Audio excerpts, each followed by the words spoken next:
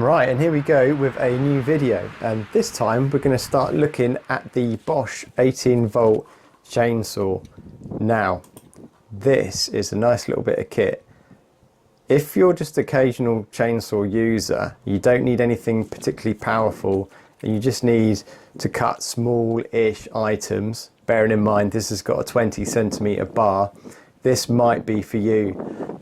I've got quite a lot of paddock hedges to tidy up, so coppicing, clearing out dead wood. A lot of it's hawthorn, not much beech or anything else, and obviously a lot of sycamore. So here we are. These are the cuts that I've made previously, so a lot of material has been cut up here. The reason I bought this chainsaw was because I've got the batteries already, the 1-for-all battery. But it was I think a 2 amp hour capacity, so I bought the saw without any batteries or charger, which is slightly cheaper than buying it with a battery and charger. So yeah, it's a bit of a no-brainer really. The batteries I've got are 2 amp hour, not the 2.5, so yeah, slightly down, but I'm still getting probably about 30 to 40 cuts. Now, cuts can mean anything, can't it? It can mean the big thick stuff like that hawthorn, a hardwood, particularly hard to cut with a battery saw, or it could be just a lot thinner stuff, hazel, things like that. So, but on average, I'd say 30 to 40. Yeah, let's go 30 to 40 cuts. And it's good. With the 2 batteries, you know, I'm working away, and by the time I've used that up, it's time to have a bit of a clear up, and I've had enough of it anyway. If you needed to go all day, this probably isn't the saw for you. Obviously, the other good thing about this is there's no mixing of oil and petrol, 2-stroke, all that malarkey. You've still got chain oil at the top. You pour into the reservoir, it kind of sips it, it doesn't use that much. Whether or not that's good for the bar and chain, probably not. I think it should be using a bit more. But so this video, all in all together, I'll probably cut down probably 200 trees, varying sizes, and then dealt with the brushwood. The batteries are fairly easy to get on. I somehow get them slightly at an angle so they get stuck, they're not in the rails properly, but that's just me. One other thing about this is that chain guard, that guard at the front for the chain brake, isn't a chain brake, it's solid. So that is the only thing you got to bear in mind. These do come with a nose bar, which will stop you in theory from getting kickback, but I found that the saw runs at such a low RPM that you don't get that much kick on it. So yeah, it's just that when you're in the habit of putting the chain brake on, obviously nothing happens on this because it's solid. It's just like an arm guard, so that takes a bit of getting used to. So here we are, we've got like a fairly dead old hawthorn, I think this one is, and it's not a struggle, it's just slower cutting. It's not a zippy chainsaw. So for those people that say, oh, that's just rubbish, it's struggling, you know, well, it struggled on 200 to 300 trees and it's kept going in the rain, no problems whatsoever. The only time I did have a problem was when I forgot to recharge one of the batteries, walked down to the paddock, started using it, the first battery fine, put the second one in, and that was it. And I thought I had a battery fault, but no, it was just me not charging the night before. What else can you say on this? The tension on the chain's fairly easy. It's just like all of these things, you just get an adjustable kind of turn screw, whatever it is in the middle, and then that red outer ring locks it in place. So that's quite a nice feature for kind of quickly, obviously, getting the bar and chain off or putting the chain back on should it jump a sprocket. But yeah, it's good. It is really good. The saw itself, I'm just looking at the dimension, it's tiny by the way. When you receive this, you will sort of laugh at yourself at first because you'll realise how small it is. It's diddy, it's tiny.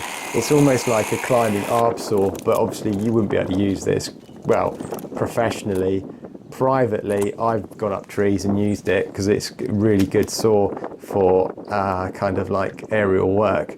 But yeah, professionally you couldn't because the insurance there's no chain brake, so it's a bit dangerous, I guess.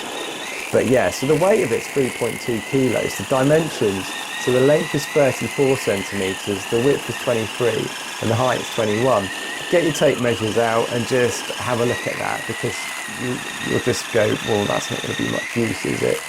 So it is, with the nose bar removed, I can obviously cut the full 20 centimeters, if not going up to 40. So yeah, it's good. It's probably the most handiest tool I've got.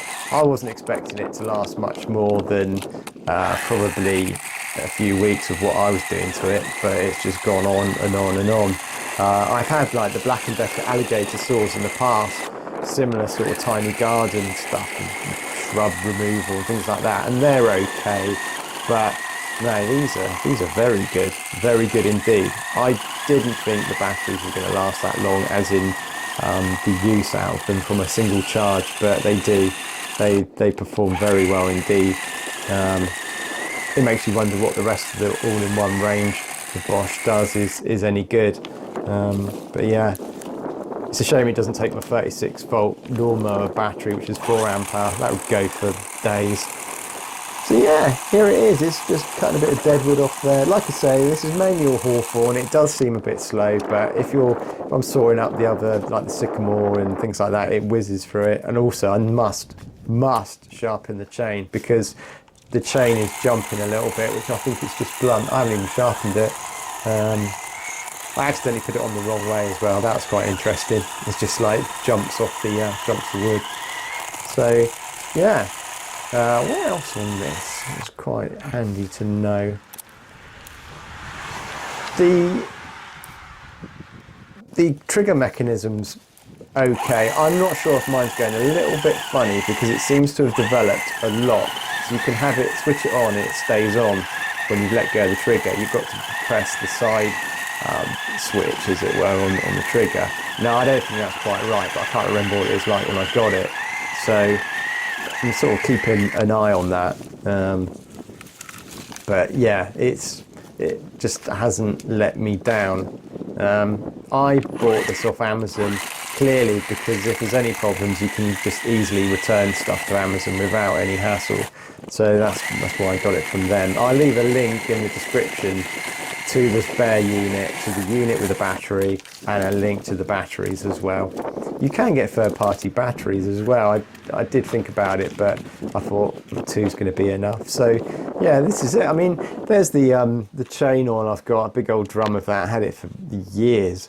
But like I say, this doesn't seem to use that much, and I do remove the bar and clear out all the rubbish from the kind of, what do you call it, the rails of the bar, right in the like depths of it, just to make sure that the oil is getting around. I have had it sometimes where it seems to have speeded up using it, so yeah, I don't really know. But there's no blue marks or bad wear marks on the bar at all. So, and the chain does seem lubricated on the tracks. So yeah, it's but yeah, the safety, the chain brake, it's a shame it didn't have a kickback. Just on the idea that you can, when you finish cutting, you flick the saw forward and turn the chain brake on with your wrist, and then it's all locked. You can't accidentally press the trigger, or press, you know, if you press the trigger, it doesn't start running. It's just a bit irritating, that, but it's an amazing tool. That's what I've cut. The big stuff, the size of plates, the sycamore has not been cut with it, but everything else has, on that log pile. And then on the left, the brash, that has all been cut with it for sure. No problems. Brilliant. That is all gone now, but yeah, boy, did it work hard, that saw. Right, thanks for watching. Don't forget to rate, subscribe, and I'll see you on another video.